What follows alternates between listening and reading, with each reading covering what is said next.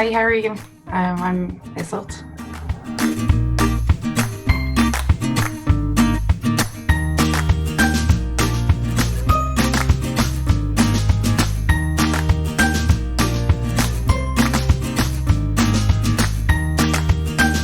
Hello, Iseult. I'm Ruth.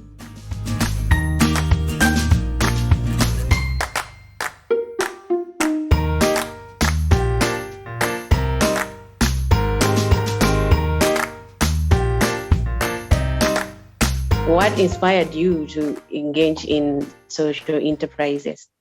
Yeah, I've always been really interested and loved food, but I didn't realize that food waste was such a big problem.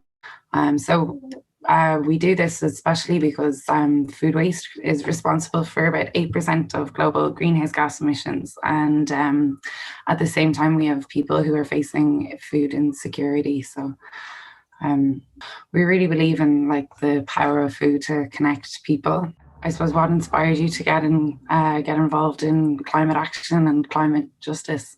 I would like the people here to have that chance and that confidence to depend on other clubs, not just one club, and to move out from high dependency in productivity. Because it's like we are in a comfort zone where we are afraid to face the challenges. But if we assume the risks, I think that's how we grow. It's actually, it's like food waste. For us, it's so important that people change their attitude and their perspective about food, from how it's produced to how it's also disposed of at the end, because there's always some value in it. When it comes to consumption, that is where you are lagging behind. You have a higher challenge to address. While us with our weak economies, we face a lot of challenge in terms of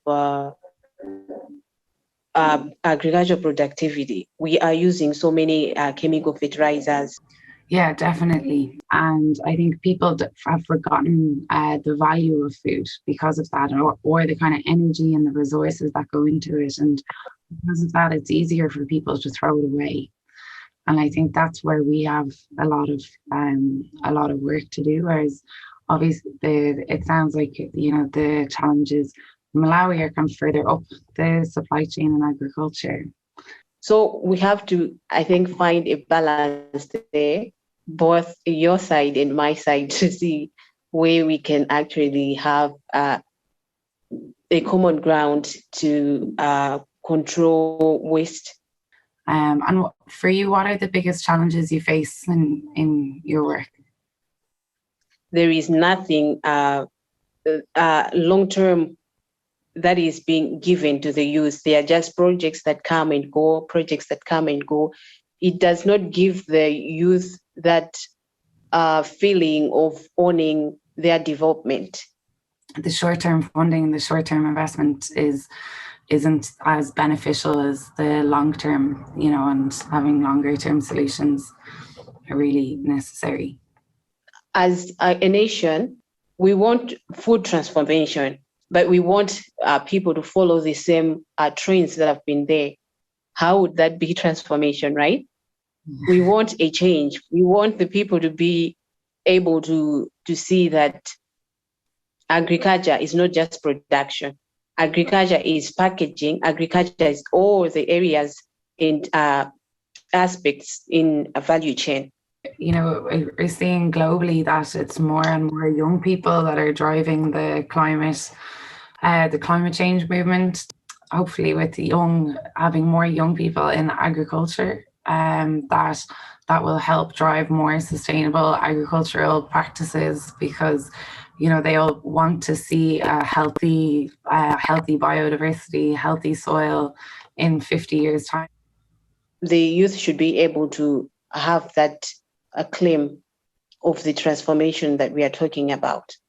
Our food system should better serve our people and our communities and our environment, so that, if there are future shocks to our food system for any reason, that people will still have access to food, that we won't have situations where there's such high levels of food insecurity, obviously the zero hunger SDG, like we need to achieve that. So I'm not sure if there is one in Malawi, but there is organizations doing food redistribution, and if they could benefit from our technology, we would love to work with them and share it. So maybe. I am very interested, because that is where we want to drive to anyway, right? We want to move from the production, and maybe you can tell us a few things about how food distribution goes and the opportunities there is with the youth. Yeah, that was really, I love what you do. It's really important. And congratulations for achieving all of that. I hope your vision for our food system comes true, because we need this to happen, I think, globally.